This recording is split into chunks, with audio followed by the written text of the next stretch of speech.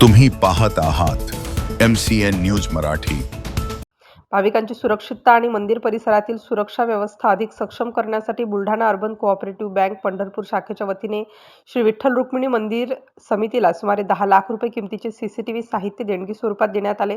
Buldhana urban पतसंस्थेच्या CSR निधीतून देण्यात आलेल्या या साहित्यामध्ये 5 मेगापिक्सेल क्षमतेचे 36 झूम असलेले 15 PTZ कॅमेरे, 15 नग 4 TB हार्ड डिस्क, 8 नग 1 TB external hard disk, 5 bundle LAN cable आणि 65 इंची टीव्हीचा समावेश आहे। या अत्याधुनिक यंत्रणेमुळे मंदिर परिसरातील महत्त्वाच्या ठिकाणांवर प्रभावी देखरेख ठेवण्यास तसेच भाविकांच्या सुरक्षिततेला अधिक बळकटी मिळणार आहे।